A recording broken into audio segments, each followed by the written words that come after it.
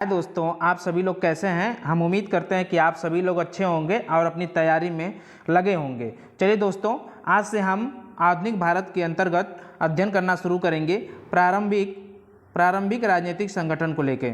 ठीक है, राष्ट्रीय आंदोलन से संबंधित हमारे जो प्रश्न आएंगे उसके आधारित पे। ठीक है, चलिए पहला देखिए हमारा कि 1885, समझिएगा, जो 1885 से लेकर, ठीक है, 1947, कहाँ से कहाँ तक 1885 से लेकर 1947 के बारे में हम अध्ययन करेंगे।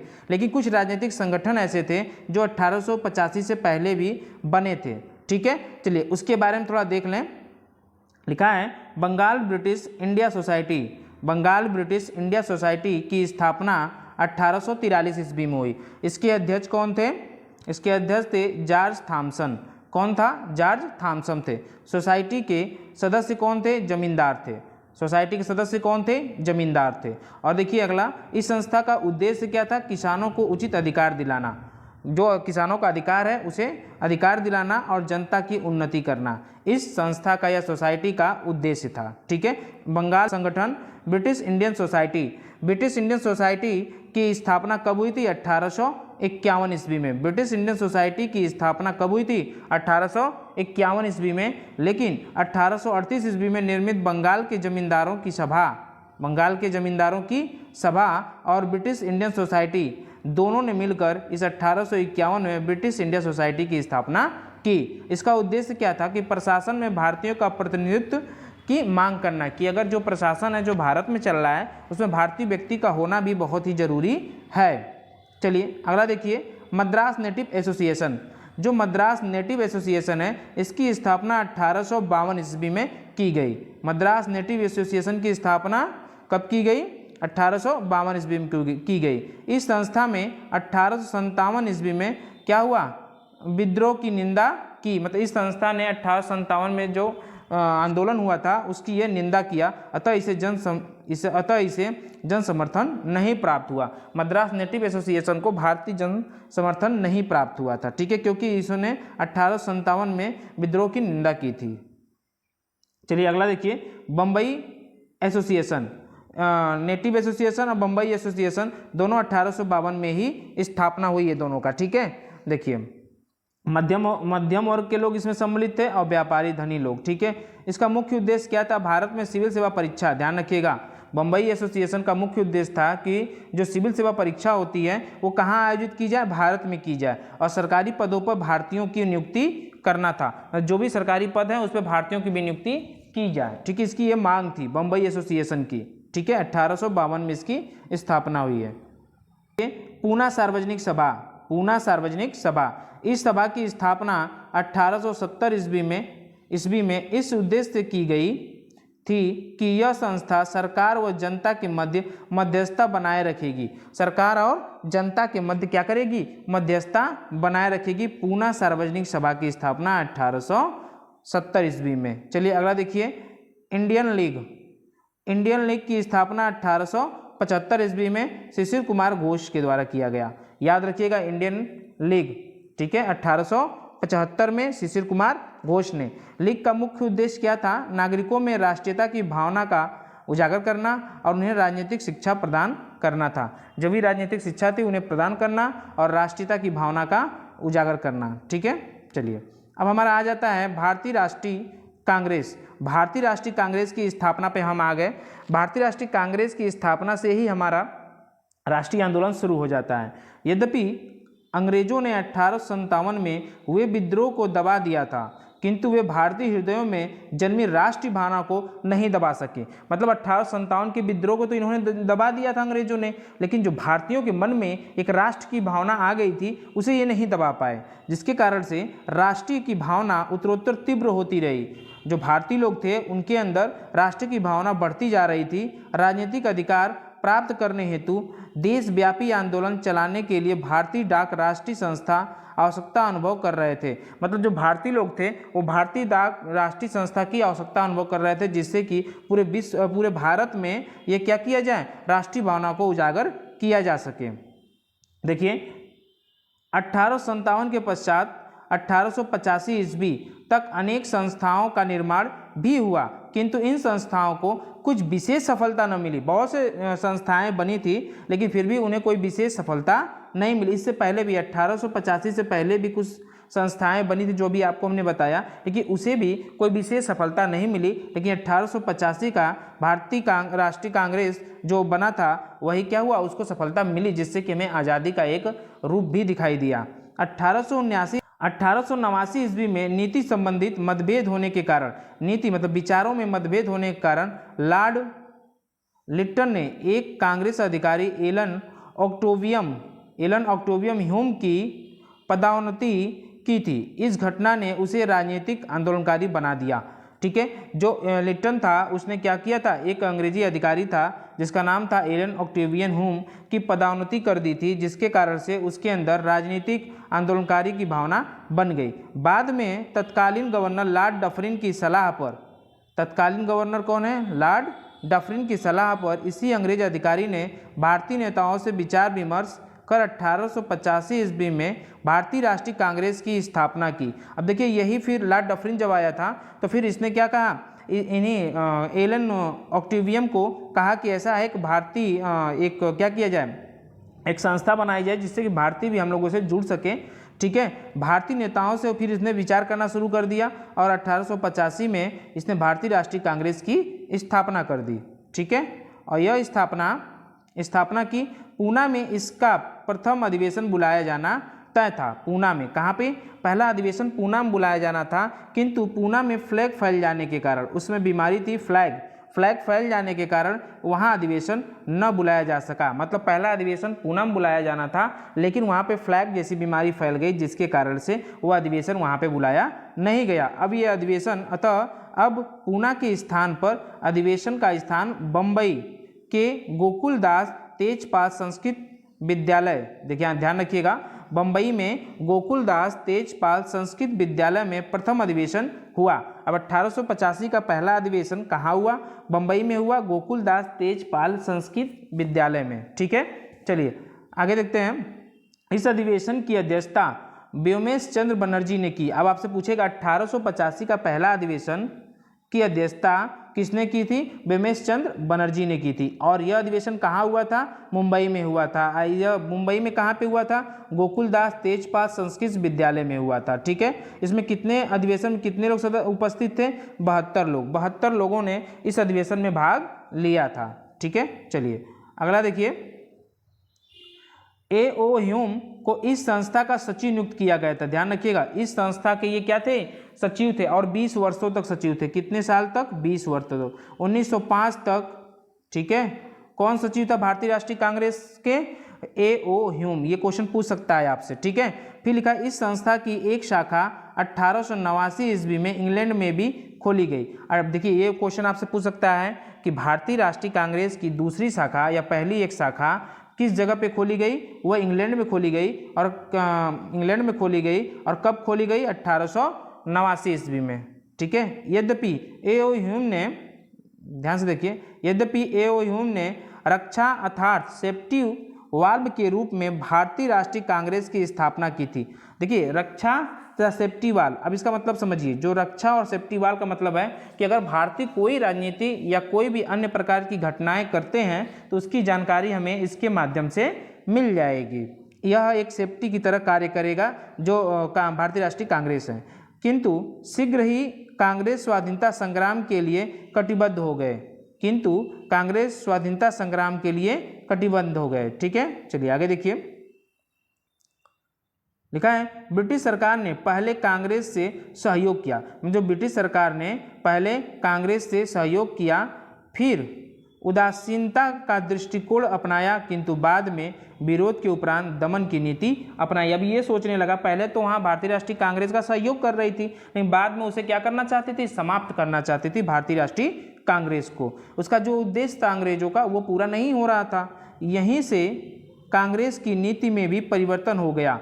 अब जो स्वतंत्रता प्राप्ति तक चलता रहा, कांग्रेस की स्थापना के पश्चात 1947 ईस्वी तक जो स्वतंत्रता संग्राम हुआ, उसका अध्ययन 4 वर्गों में किया जा सकता है। जो हमने 1885 के बाद से जो हम अध्ययन कर रहे हैं उसमें हम 4 तरीके से अध्ययन कर सकते हैं, जिसको हम क्रमशः अभी आपको बताएंगे कि किस तरह से उदारवादी का युग आया, उग्रवादी का युग आया और गांधी युग आया। ये 3 तो आप देखेंगे ही, उसके बाद एक अंतिम जानेंगे कौन कौन से गवर्नर थे। ठीक है, चलिए। आंदोलन का ये है प्रथम चरण।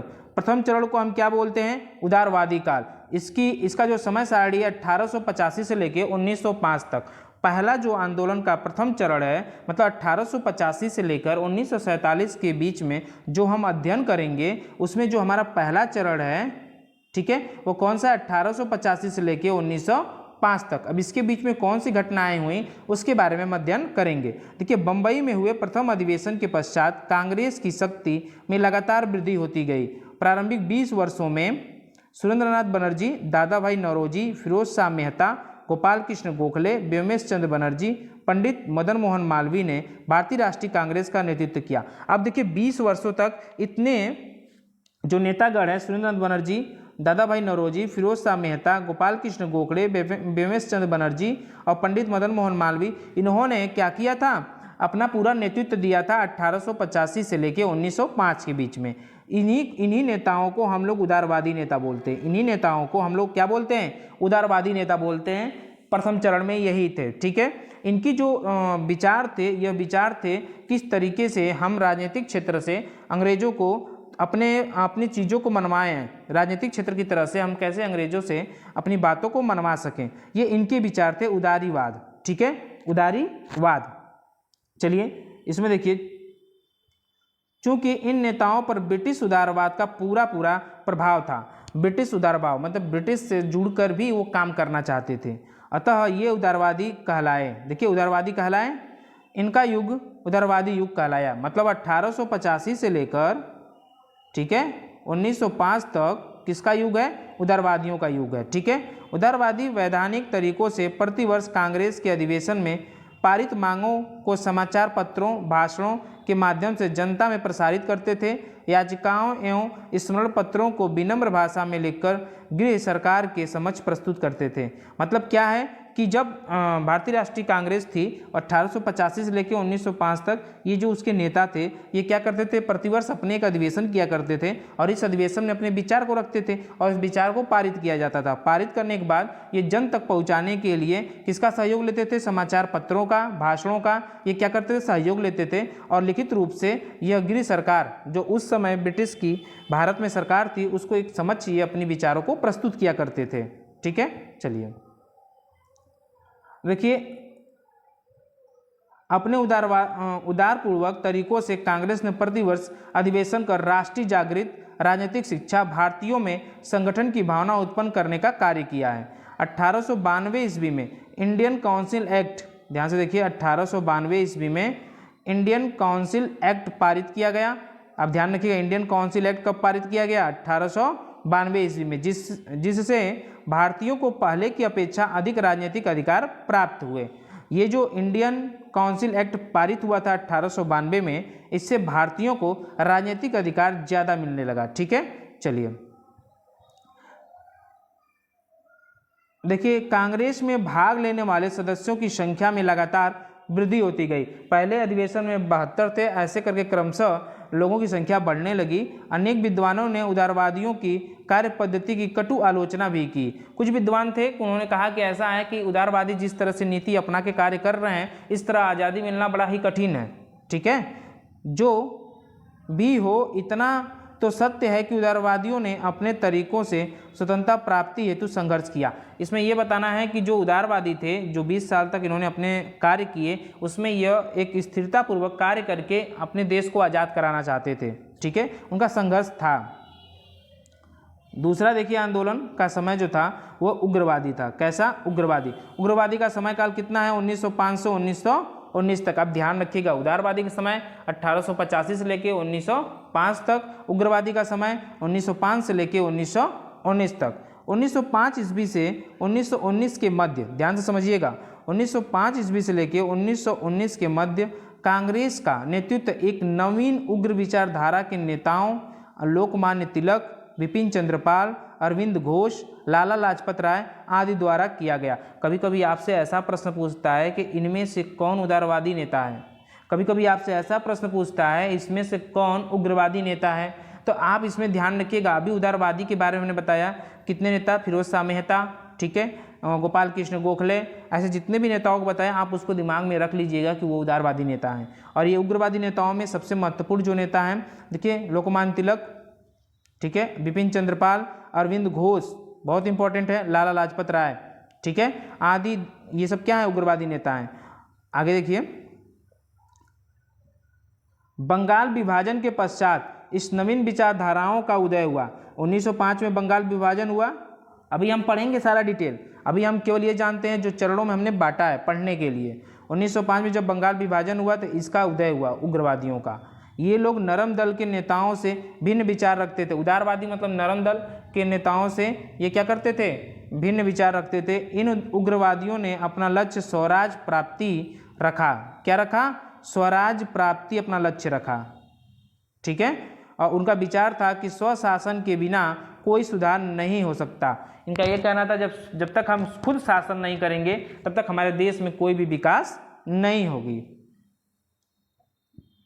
देखिए, उन्होंने न तो हिंसा का आश्रय लिया, न सरकार के कानूनों की अवज्ञा की बात कही। उन्होंने मात्र सरकार के साथ सहयोग की नीति अपनाने का सुझाव दिया। ये किसने कहा सरकार के साथ सहयोग की नीति? उदारवादियों ने कहा कि सरकार के साथ सहयोग की नीति अपनाने का सुझाव दिया, जिससे कि हम आगे चल के सही हो जाएंगे। लेकिन ऐसी स्थिति उग्रवादियों में नहीं थी। 1907 ईस्वी में सूरत अधिवेशन में दोनों वर्गों में टकराव हो गया। 1907 सूरत में अधिवेशन चल रहा था, उसमें क्या हो गया, उग्रवादी और उदारवादी के बीच में टकराव हो गया, ठीक है। उसे नरम दल किसे कहते हैं? उदारवादी को। गरम दल किसे कहते हैं? उग्रवादी को। तो नरम दल के रास बिहारी घोष चुनाव जीत गए, ठीक है, चुनाव जीत गए। 1907 में चुनाव जीत गए। उग्रवादी तिलक पराजित हुए, उन्हें कांग्रेस से निष्कासित भी कर दिया गया। मतलब उस समय जो 1907 में क्या कहते हैं, इसमें भारतीय राष्ट्रीय कांग्रेस के जो सचिव थे गोपाल कृष्ण गोखले थे, क्योंकि 1905 तक ए.ओ. ह्यूम थे, उसके बाद से गोपाल कृष्ण गोखले सचिव बन गए। तो वो क्या हुआ, तो उग्रवादियों ने तिलक, बाल गंगाधर तिलक को क्या कर दिया, हटा दिया, ठीक है। 1908 में उन्हें 6 वर्ष की जेल हो गई।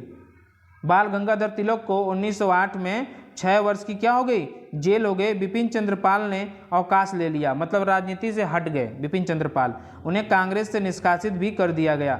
मतलब उग्रवादियों को धीरे धीरे कांग्रेस से निष्कासित किया जा रहा है, ठीक है। देखिए, फिर 1908 में 6 वर्ष जेल हो गई। बिपिन चंद्रपाल भी क्या हो गया, अवकाश ले लिए।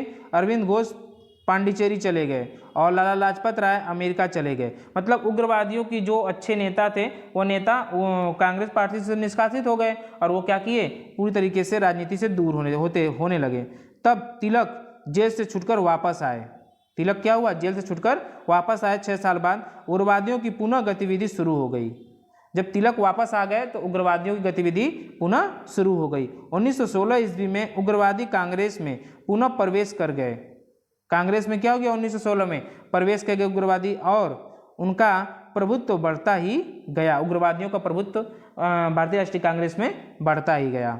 चलिए, देखिए, 1905 से 1919 के बीच राष्ट्रीय आंदोलन से संबंधित अनेक घटनाएं घटित हैं। अब ध्यान रखिएगा, 1905 से लेकर 1919 के बीच में कौन कौन सी घटना, कौन सी क्रांतिकारी संगठन हुए, उसके बारे में हम एक नज़र में देखेंगे, ठीक है। और इसे पूरा तैयार करने की कोशिश करेंगे, क्योंकि यहाँ से एक प्रश्न जरूर आपका बनेगा, ठीक है। देखिए, संगठन, देखिए, जो संगठन था हिंदू धर्म संघ, 19वीं शताब्दी के अंत में बना था। ये चापकर बंधु महाराष्ट्र, कहाँ पे बना था, महाराष्ट्र में चापकर बंधु, ठीक है। चलिए,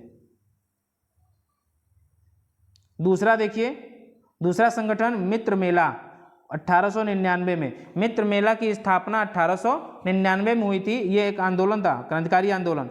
वी.डी. सावरकर ने किया था, गणेश सावरकर ने किया था। दोनों लोग मिलकर क्या किए थे, मित्र मेला का यह संगठन बनाए थे 1899 में, महाराष्ट्र में ही, ठीक है। चलिए, अगला देखिए, अनुशीलन समिति।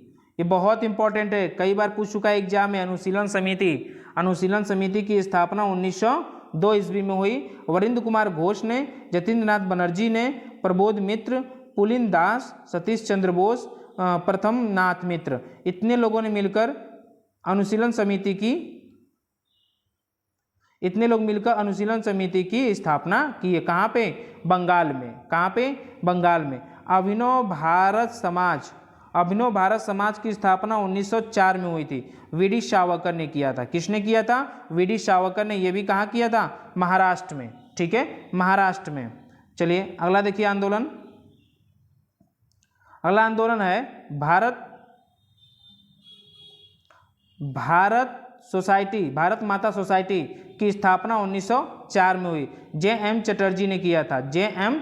चटर्जी, पंजाब में। ठीक है, चलिए भारत माता समिति 1908 में। कब हुआ था? 1908 में। नीलकंठ ब्रह्मचारी वंची अय्यर ने इसकी स्थापना की थी मद्रास में। कहाँ पे? मद्रास में। आत्मोन्नति समिति की स्थापना 1905 में हुआ।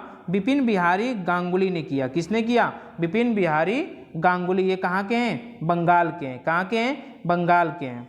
चलिए अगला आंदोलन देखिए, सुहद समिति। कौन सी समिति? सुहद समिति 1905 में। यह मायर सेन सिंह, किसने स्थापित किया? मायर सेन सिंह। कहाँ पे? बंगाल में। याद रखिए जितनी समितियां आपको बता रहे हैं, जितने आंदोलन बता रहे हैं, ये बहुत ही महत्वपूर्ण आंदोलन हैं 1905 से लेकर 1919 तक। साधन समिति 1905 में बनी और इसकी भी स्थापना किसने किया? मायर सेन ने किया, बंगाल में ही। ठीक है। स्वदेशी बांधव समिति 1905 में। ठीक है, बारिसाल में हुआ था, जन लोगों ने इसका स्थापना किया था। ठीक है, चलिए अगला देख लीजिए, व्रती समिति 1906 ईस्वी में, इसका भी जन लोगों ने किया फरीदपुर में। अगला देखिए युगांतर, इंपॉर्टेंट है युगांतर 1906। वरिंद्र घोष, भूपेंद्र नाथ दत्त, ये बंगाल में हुआ था। कहाँ पे हुआ था? बंगाल में। चलिए अगला देखिए सबसे महत्वपूर्ण और इम्पोर्टेंट, हिंदुस्तान रिपब्लिक एसोसिएशन 1924। अब आज़ादी तक के बारे में हम जान लेते हैं कौन कौन सा संगठन बहुत इंपॉर्टेंट है। देखिए इसकी स्थापना सत्येंद्र नाथ सान्याल ने किया, राम प्रसाद बिस्मिल ने किया, योगेश चटर्जी ने किया। और यह कहाँ पे हुआ था इसकी स्थापना? उत्तर प्रदेश में। कहाँ पे? उत्तर प्रदेश में। हिंदुस्तान रिपब्लिक एसोसिएशन बहुत ही महत्वपूर्ण है, यह कई बार एग्जाम में पूछ भी चुका है। ठीक है, 1924। नौजवान सभा 1926 में। भगत सिंह, छबील दास, यशपाल ने पंजाब में किया था स्थापना। ठीक है, चलिए दोस्तों ये देखिए हिंदुस्तान सोशलिस्ट रिपब्लिक एसोसिएशन, उसी का पुनः क्या कर दिया गया? नाम में संशोधन कर दिया गया था 1928 में, चंद्रशेखर आजाद ने। ठीक है, दिल्ली में किया। ठीक है, ध्यान रखिएगा इसको। अगला देखिए, बंगाल स्वयं सेवक संघ की स्थापना 1930 में। हेमचंद्र घोष, लीला नाग ने कहाँ किया? बंगाल में किया। श्री संघ 1930 में। अनिल राय ने किया। कहाँ पे? बंगाल में। देखिए जितने भी ये संगठन हम बता रहे हैं, ये संगठन सब बंगाल और बिहार से ही संबंधित है। आप ध्यान रखिएगा, इसको जरूर याद रखिएगा। चलिए अगला देखिए, Indian Republic army 1930। Indian Republic army की स्थापना 1930 में सूर्यसेन ने किया। कहाँ किया? बंगाल में किया। कहाँ किया? बंगाल में किया। इंडियन रिपब्लिक आर्मी की स्थापना 1930। ठीक है, आज हम लोग पूरे इतने आंदोलन के बारे में भी पढ़ लिया 1930 तक, और हम जो भी चीज़ें पढ़ रहे हैं ये एथेंटिक है, आप ध्यान रखिएगा। इतना कर लीजिए, आपका भारतीय राष्ट्रीय आंदोलन से कहीं से भी प्रश्न नहीं जाएगा। ठीक है, चलिए आज के लिए दोस्तों इतना ही। अगर आपको वीडियो अच्छी लग रही हो तो इसको लाइक, कमेंट और शेयर जरूर कीजिए। ठीक है दोस्तों, धन्यवाद।